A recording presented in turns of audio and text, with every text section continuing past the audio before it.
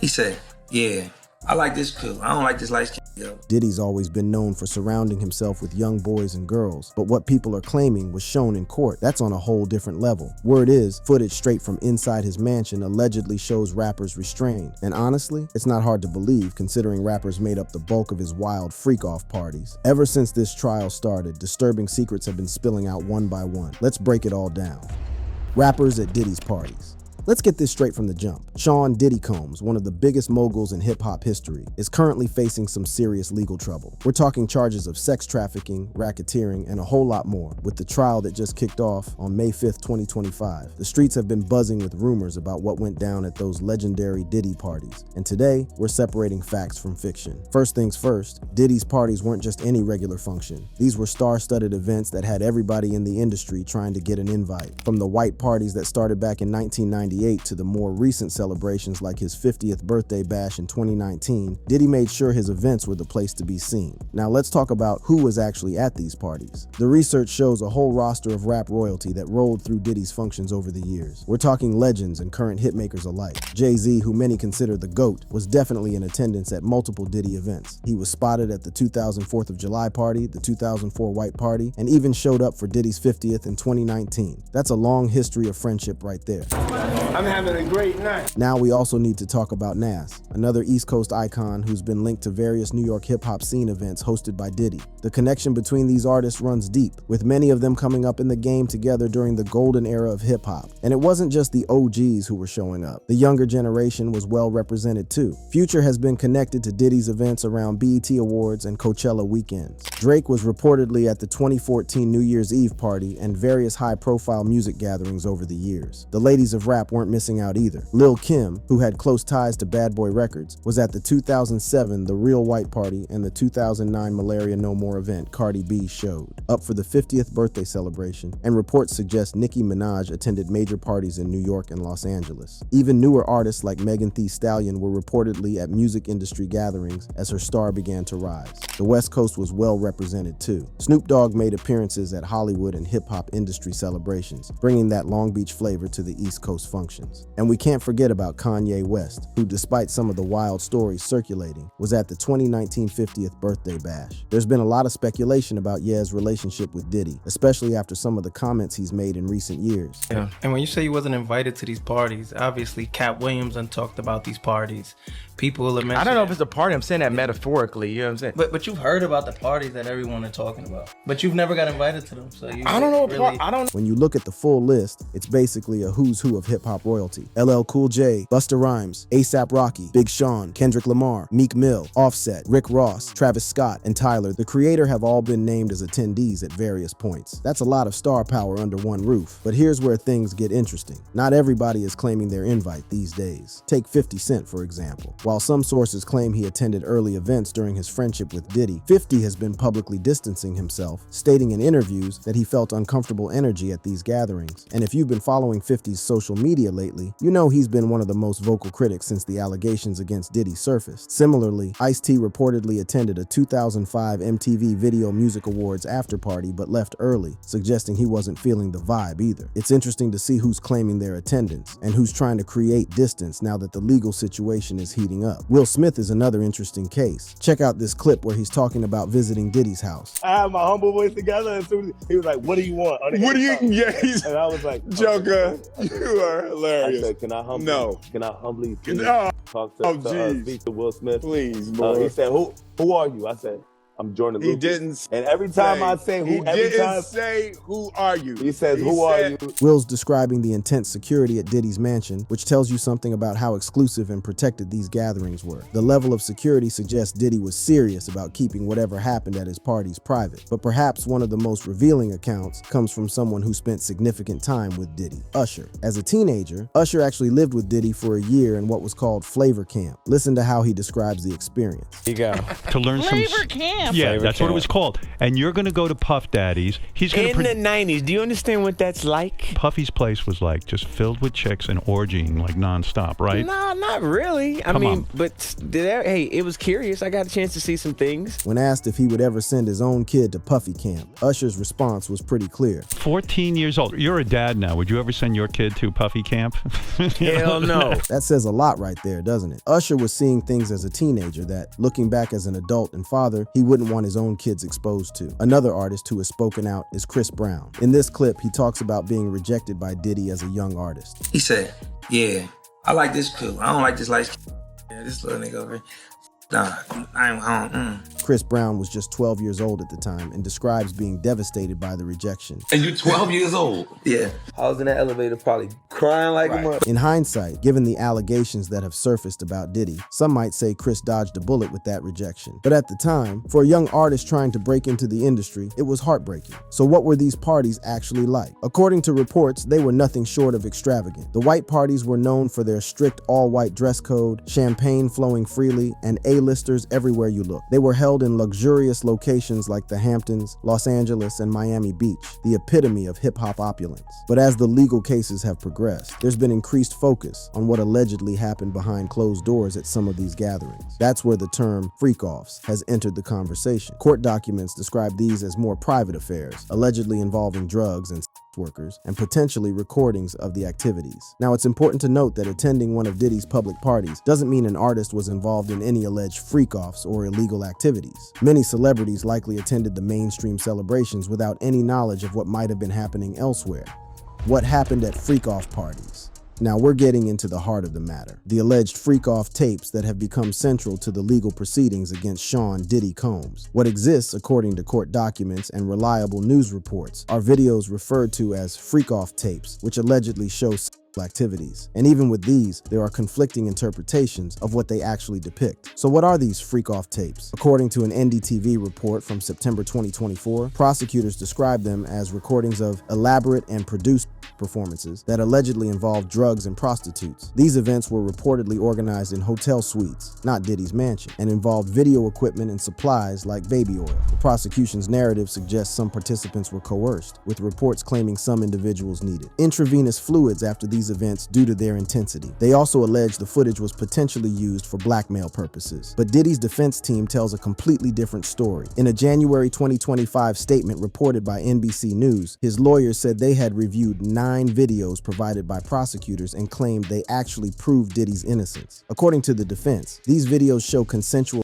activity between adults in a long-term relationship. Diddy's legal team explicitly stated that the videos do not show sex parties, secret cameras, orgies, other celebrities, underground tunnels, minors, coercion, or violence. They also noted that these videos were kept by Victim 1, likely Cassie Ventura, Diddy's ex-girlfriend, and provided to the government, not obtained from raids on Diddy's property. Speaking of raids, there were high-profile searches of Diddy's homes in Los Angeles and Miami in March 2024. According to NBC Miami, authorities found items like guns, ammunition, drugs, and what they described as freak-off supplies, including baby oil and lubricants. A report from National World mentioned sex rooms at his Miami mansion. But again, no evidence of rappers being chained or similar scenarios was reported from these raids. So where did this specific claim about rappers chained in Diddy's mansion come from? Our research points to social media speculation and possibly a YouTube video titled "Feds Leak Crazy Freak-Off Footage of 20 Rappers from Diddy's House Vertical Bar. Diddy had 250 cameras." But no credible news sources have verified this specific claim. What we do know is in the court proceedings, there are different types of video evidence being discussed. One is the 2016 hotel hallway assault on Cassie Ventura that was leaked by CNN in May 2024. This security camera footage shows Diddy allegedly assaulting Cassie in a hotel corridor, but it's unrelated to the chained rapper's claim. Then there are the freak-off videos, which according to USA Today, Diddy's lawyers have viewed under supervision, but again, based on descriptions in court filings and news reports, these do not align with claims about rappers being chained. Now, it's worth noting that there have been accounts from various artists about uncomfortable experiences with Diddy. We already heard from Usher in part 1, and there are others who have spoken about feeling pressured or uncomfortable in Diddy's orbit. For instance, Will Smith described the intense security measures at Diddy's mansion, suggesting a high level of privacy and control.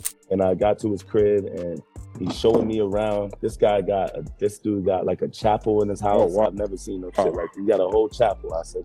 And then we just walking by all these rooms, And this one room, it was like the light was like, it was dark in there, and we just was walking by, but you could, the door was open just a little bit, and you seen all these cameras, and you seen like, it was like a bunch of TV screens. Will continues describing a security room in Diddy's mansion. Walked by, I was like, what's in that room right there? And he was like, oh, and he opened it, and it was like 10 people sitting at computers just watching. It was like security, like just watching his house, just watching the whole shit. And that's when I was like, oh shit. I don't have that. This shit different. I don't have that. Yeah, you did. Yeah, you did. I'm pretty sure.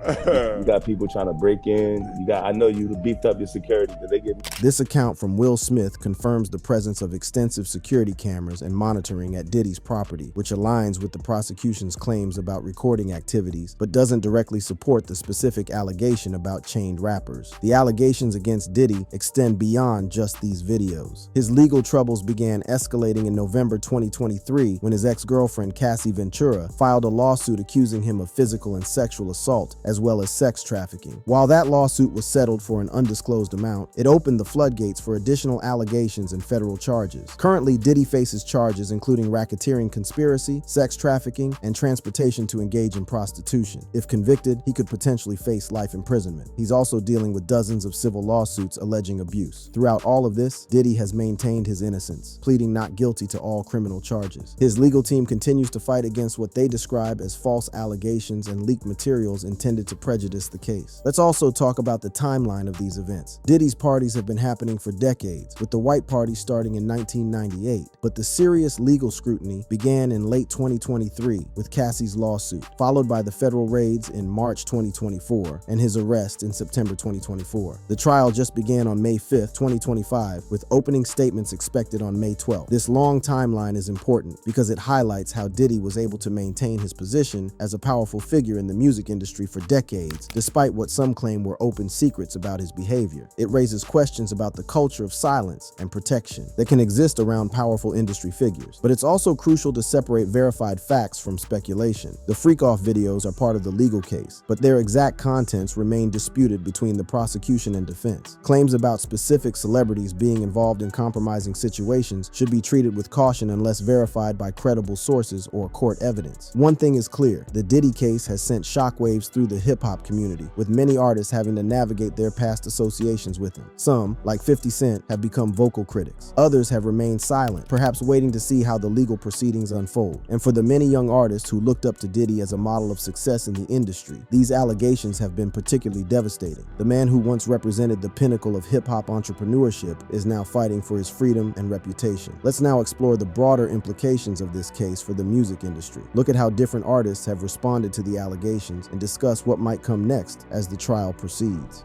What's at stake?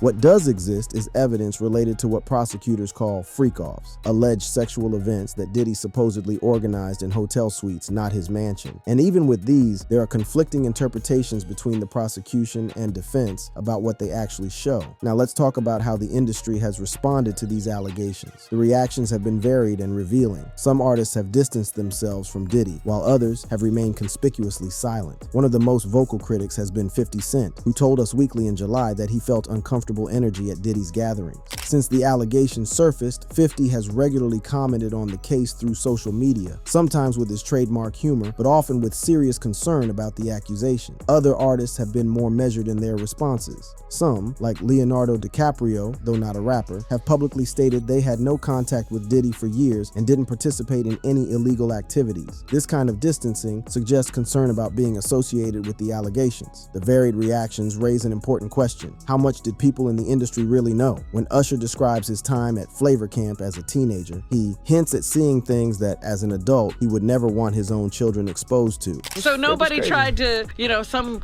woman didn't come along. I didn't say that. Okay. What I did say is that there were very curious things taking place. And I didn't necessarily understand it. Biggie Smalls was there. Biggie Smalls was there. This suggests that even as a young artist, Usher was aware something wasn't right, even if he couldn't fully process it at the time. And he wasn't alone. Other artists have shared experiences that, in hindsight, seem more troubling given the current allegations. The implications of such extensive monitoring are troubling when considered alongside allegations that Diddy recorded compromising situations potentially for blackmail purposes. For many in the hip-hop community, these allegations represent a profound betrayal. Diddy was more than just a successful artist and producer. He was a symbol of black entrepreneurship and empowerment. His journey from intern to music mogul inspired countless young people in the industry. But if the allegations prove true, it suggests he used that power and influence in deeply harmful ways. This case has forced a reckoning within hip-hop about power dynamics, the treatment of women, and the culture of silence that can protect powerful figures. What's at stake for the rappers who attended Diddy's parties? A whole lot, especially when names like Jay-Z, Meek Mill, French Montana, and others been seen pulling up to those exclusive no cameras allowed events. These weren't just industry mixers. They were elite rooms where power players moved in silence. But now, with Diddy facing lawsuits and federal heat, everyone who was once in that circle is feeling the pressure. Jay-Z, being the billionaire mogul he is, got his hands in business, tech, liquor deals, and partnerships with global brands. Any association with Diddy right now could make the suits nervous. His image is clean, calculated, and corporate friendly.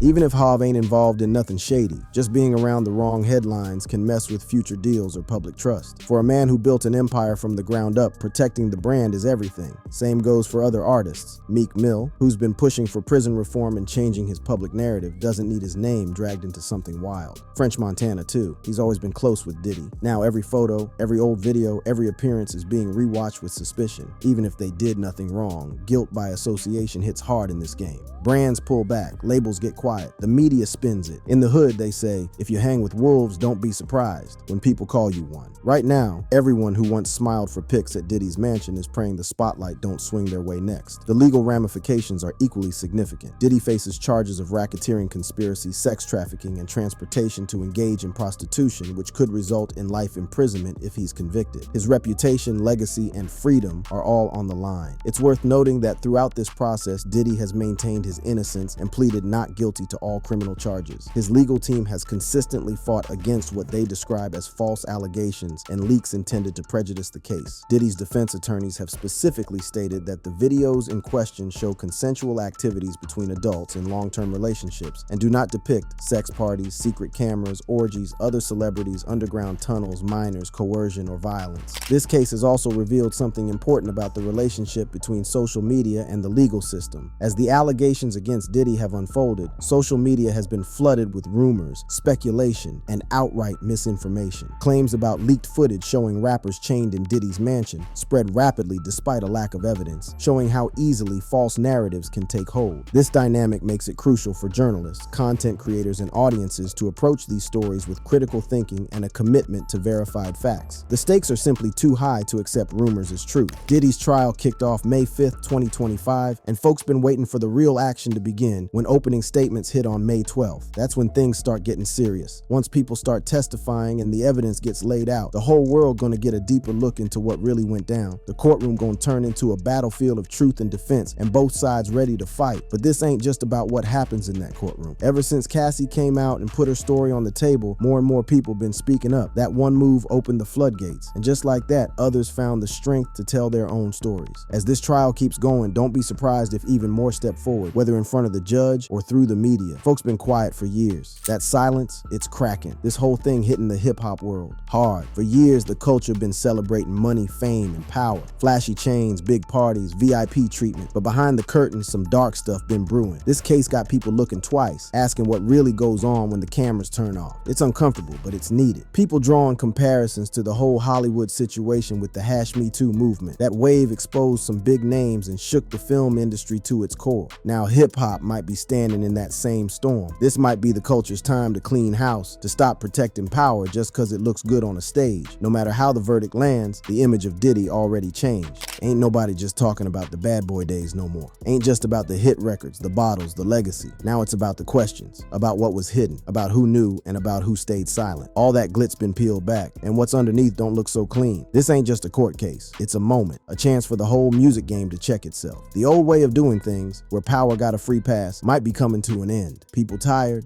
of looking the other way, tired of hearing the same excuses, tired of the pain being swept under red carpets. Now it's up to the streets, the studios, the fans, the artists. What gets done with this truth matters. Whether it's just another headline or a real turning point depends on what the culture chooses next. Real accountability or just another scandal left to fade. Either way, history's watching. And his arrest has been the talk of the entertainment industry for a while now, but it's not just because he got caught. You see, Diddy allegedly has video footage of some of the most popular people in the world doing illegal and immoral things at his parties. Word on the streets is that Diddy might be tempted to take a plea deal with the feds and sell out his guests. This wouldn't come as a surprise, as Diddy has sold out friends in the past to save his skin. So what would it be? Let's take a closer look. Diddy to accept a plea deal?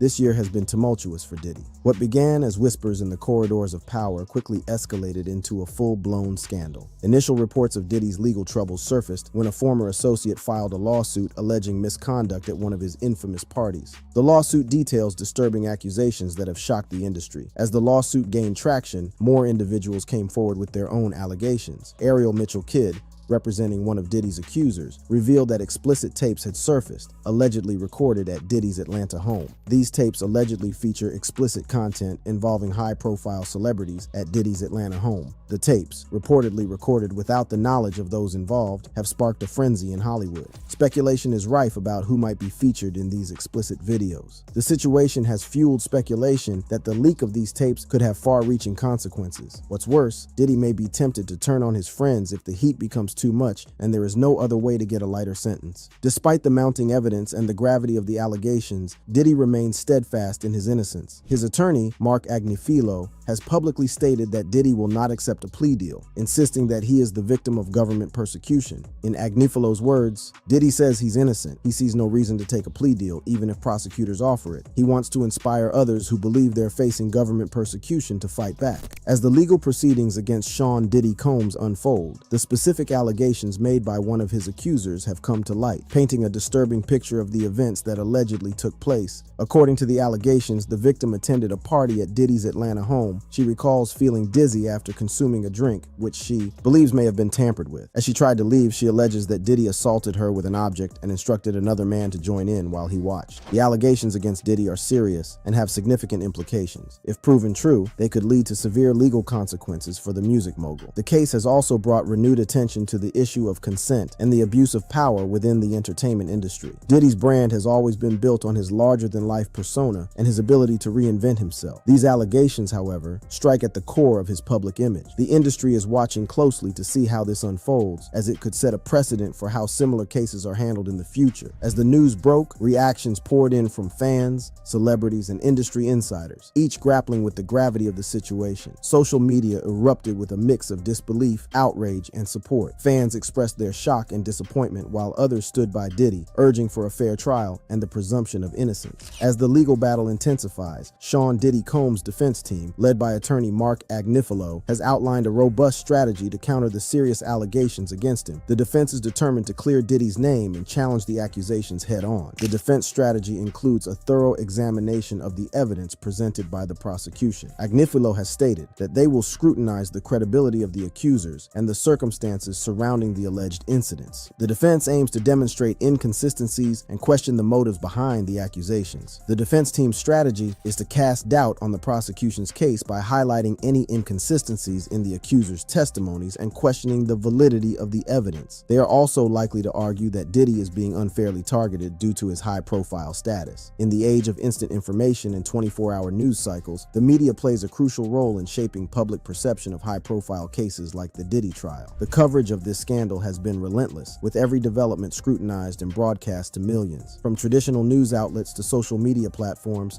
the story of Diddy's legal troubles has dominated headlines. The media's portrayal of the allegations and the trial proceedings can significantly influence public opinion and potentially the outcome of the case. This remains to be seen since he was arrested barely 2 weeks ago. Diddy was arrested by federal agents in New York City on September 17, 2024. He was taken into custody at the Park Hyatt Hotel on West 57th Street, where he had been residing for several weeks. The U.S. Attorney's Office confirmed the arrest, citing a sealed indictment filed by the Southern District of New York. Prior to the arrest, Diddy, 54, faced multiple lawsuits alleging sexual assault and misconduct since November 2023. Former girlfriend Cassandra Ventura, known as Cassie, sued him in federal court, accusing him of physical and sexual abuse. They settled the lawsuit without disclosing terms. Other accusers, including Dawn Richard, alleged Combs groped and threatened them. Richard claimed she witnessed Combs brutally beating Ventura. Combs denied the allegations at the time, but his recent arrest proves that the feds have something credible against him. Dawn, a former member of Danity Kane, filed a lawsuit against Diddy, alleging sexual assault, battery, and emotional distress. The lawsuit, filed in a New York federal court, claims Diddy's abusive behavior spanned years. Richard met Diddy in 2004 after auditioning for his MTV reality show Making the Band. She alleged Diddy frequently belittled female contestants, calling them derogatory names. During filming, Richard and her bandmates were forced to rehearse for up to 48 hours without rest or food, leading to health issues. The lawsuit claims Diddy would often enter Richard's dressing room unannounced, touch her inappropriately, and ask her to strip down to her underwear during rehearsals. If Richard rebuffed Diddy's advances, he'd retaliate by excluding her from songs and performances. She is one of many who found instant relief after Diddy was picked up by the feds. Diddy is currently awaiting trial at the Metropolitan Detention Center in Brooklyn, New York. His lawyers requested bail, citing harsh conditions at the detention center. However, the magistrate judge denied the $50 million bond, citing the gravity of Diddy's charges and allegations of witness tampering. The lawyer wanted him to be held in house arrest at one of his mansions. They appealed the court's decision and were denied for a second time. Since bail wasn't an option, his lawyers accepted that Diddy should be put him on suicide watch, hoping he would receive better treatment. However, he was eventually removed from suicide watch and placed in general population with other criminals. Latest reports show that his family has been able to visit him. If Diddy is found guilty, he could face significant legal penalties, including prison time. The severity of the sentence would depend on the specific charges that stick and the judge's discretion, but given the nature of the allegations, it could be substantial. Beyond the legal ramifications, a guilty verdict would have profound financial consequences. Diddy has built a vast business empire over the years with interests in music, fashion, and spirits. A conviction could lead to the loss of business partnerships, endorsements, and substantial financial penalties. So far, many companies have backed out of endorsement deals with Diddy, but we will discuss more about that later. Everyone has been talking about Diddy's arrest for some days now, but have you ever stopped to wonder what led to Diddy's current predicament? If he's been abusing and manipulating people in the industry for years, why are the feds only making a move now? The beginning of Diddy's end. At just 22, Sean Diddy Combs was an ambitious producer at Uptown Records, eager to make a name for himself in the music industry. In the final days of 1991, Diddy organized a celebrity basketball game in Manhattan intended to benefit AIDS education. The event promised fans a star-studded lineup, including Boyz II Men, Run DMC, Jodeci, Heavy D, and Big Daddy Kane. However, what was meant to be a charitable and entertaining evening quickly spiraled into chaos. With 5,000 people crammed into a basement college gym designed to hold half that number, the situation became dangerously overcrowded. As more fans without tickets pushed their way in, panic ensued, leading to a deadly stampede. The tragic result was the death of 9 people, a devastating blow that would haunt Diddy for years to come. Although no criminal charges were brought against him for mishandling the event, the incident marked the beginning of his legal troubles. Diddy was fired by Uptown Records and faced civil suits related to the disaster. Fast forward to 1999, a year that would prove particularly troublesome for Diddy. In April, Nas' Hate Me Now music video featured Diddy in a controversial scene depicted in a Christ-like pose on a cross. Initially, Diddy had agreed to the scene, but he later changed his mind and demanded its removal. When his demands were not met, Diddy took matters into his own hands. He stormed into the office of Interscope executive Steve Stout, who was responsible for the video's production. What followed was a brutal and shocking assault. The violent altercation led to legal repercussions for Diddy. He pleaded guilty to a minor charge of harassment, avoiding more severe charges. However, the incident did not end there. To settle the matter, Diddy made a substantial payment to Stout, amounting to $500,000, labeled as so-called management fees. Later in 1999, Diddy found himself embroiled in an even more alarming incident that would further tarnish his reputation. On a December night, Diddy and his then-girlfriend, Jennifer Lopez, were enjoying an evening at Club New York, a popular Manhattan hotspot. The night took a violent turn when a disagreement erupted between Diddy, his bodyguard Anthony Wolf Jones, and rapper Moses Shine Barrow. The altercation quickly escalated into a gunfight, with shots ringing out in the crowded club. The chaos left 3 people injured, including Natanya Rubin, who sustained serious injuries. In the aftermath, Diddy, Lopez, Jones, and Barrow fled the scene, leading to a dramatic police chase through the streets of Manhattan. The high-profile couple, along with their entourage, were eventually apprehended and briefly arrested. While Diddy managed to avoid avoid prison time thanks to a high-powered legal defense, the same could not be said for Shine. The young rapper was found guilty of criminal possession of a weapon and other charges, resulting in a 9-year prison sentence.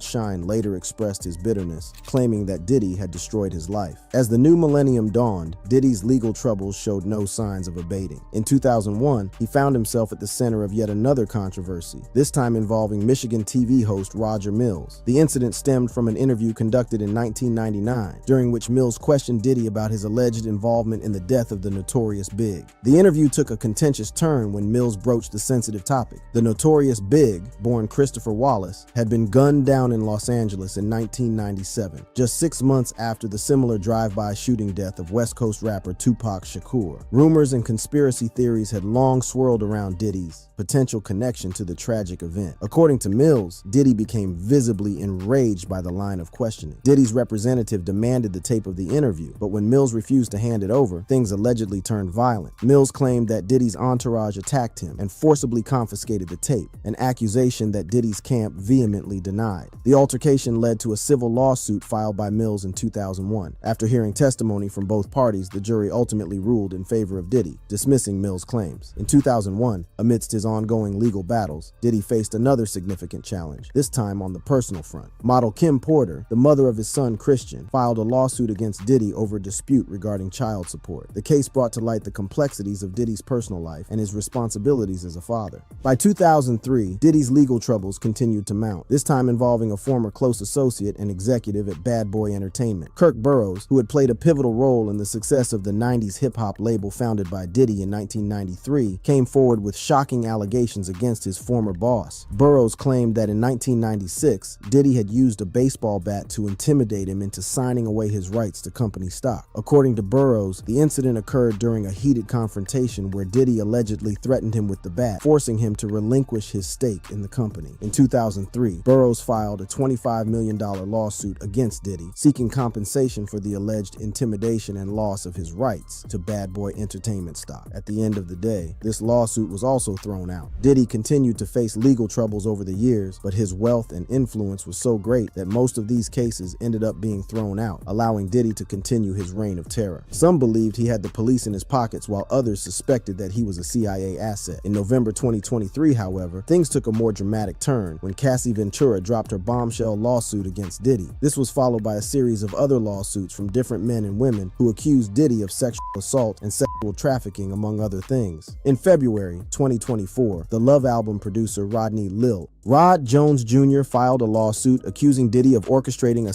trafficking venture. The allegations were part of a broader pattern of accusations that painted Diddy as a central figure in a network of coercion and abuse. The $30 million lawsuit against Diddy accused him of sexual harassment, drugging, and threats. In an interview, Lil Rod described Diddy as a monster who doesn't take no for an answer. He claimed Diddy's behavior had traumatized him, filled him with fear, and damaged his professional opportunities. Lil Rod spent a year living and traveling with Diddy and worked on 9 songs for Diddy's 2023 album, The Love Album. He alleged Diddy's homes were sites of questionable actions and events, including being pushed to engage in acts against his wishes. Diddy and his team tried to get away with it once again, submitting a motion to dismiss. The following month, however, the chips began to fall. Law enforcement conducted raids on Diddy's homes as part of a federal investigation into the trafficking allegations. Breaking news, the Department of Homeland Security has just confirmed to CNN that federal law enforcement agents have raided properties owned by musician and producer Sean Diddy Combs. The raids were a significant escalation in the legal battle, signaling that authorities were taking the accusations seriously. The investigation uncovered further evidence that would lead to more legal trouble for Diddy. In September, Diddy was arrested and indicted on charges of sex trafficking and coercion. The indictment marked a significant turning point, as the once untouchable mogul now faced the real prospect of a lengthy prison sentence. The charges were severe, and the evidence against him appeared overwhelming. The present-day legal issues facing Diddy are the culmination of decades of controversy and scandal. The recent wave of lawsuits, raids, and the trafficking indictment have brought his empire to the brink of collapse. The evidence against him was simply too much to ignore. Long before the feds arrested Diddy, he was already facing social suicide, with outraged fans and friends distancing themselves from him. Celebrities distanced themselves from Diddy.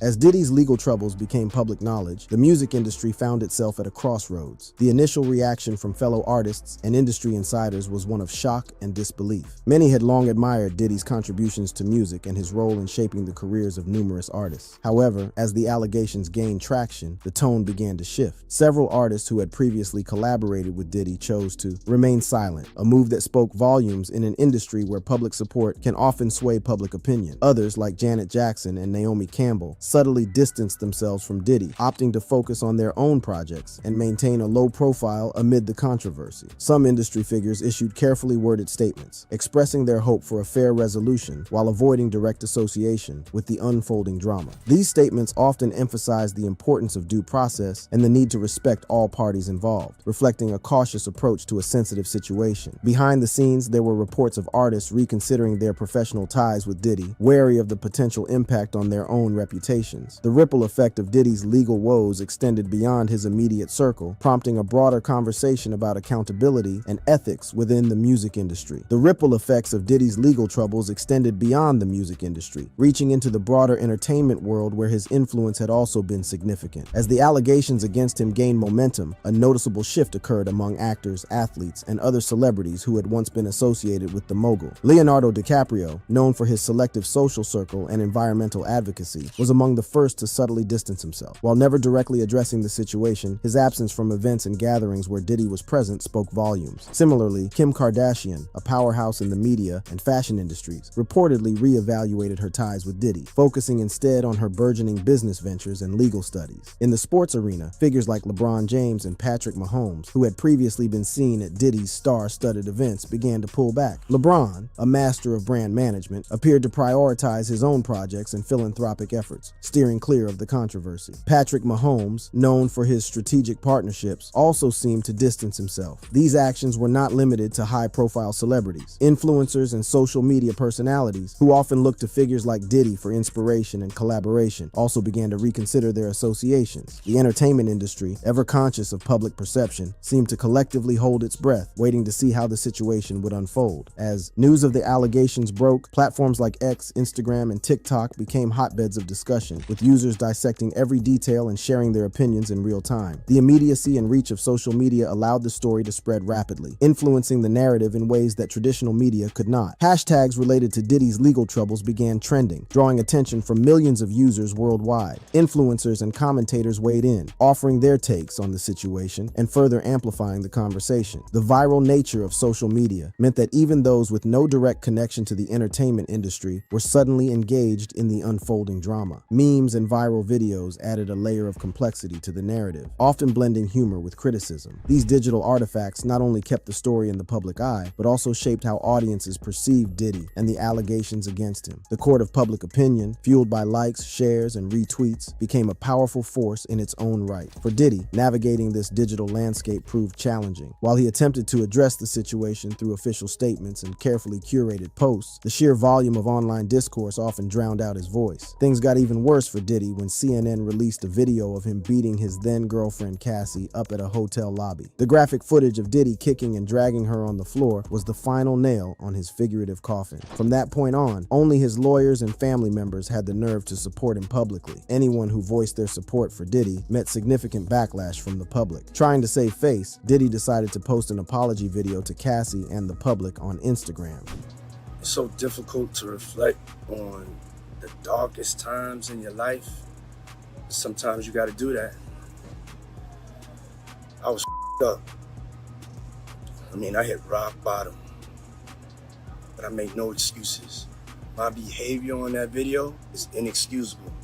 But this didn't do much to reduce the outrage. If anything, it fueled it even more. The worst part is that he isn't just losing friends and fans, he is also losing business. Known for his entrepreneurial spirit, Diddy has built a diverse portfolio that spans music, fashion, spirits, and media. However, the current controversy threatens to disrupt these ventures, potentially impacting their profitability and long-term viability. One of the most immediate concerns is the potential loss of endorsements and partnerships. Brands that once eagerly aligned themselves with Diddy's star power have reconsidered their associations, wary of the negative publicity. surrounding his legal issues. This has led to a decline in sponsorship deals, which have historically been a lucrative revenue stream for the mogul. In the fashion industry, Diddy's Sean John brand, once a leader in urban fashion, could face challenges as consumers and retailers react to the unfolding drama. The brand's image, closely tied to Diddy's persona, may suffer if public sentiment continues to shift unfavorably. Retail partners might distance themselves, impacting sales and distribution channels. The worst part about Diddy's situation is that it isn't unique. There have been many cases like this in the industry, and celebrities have a bad habit of not saying anything until the case is out in the open. It is this culture of silence that allows people like Diddy to thrive in their immorality. Remember how R. Kelly tormented underage girls for over 3 decades?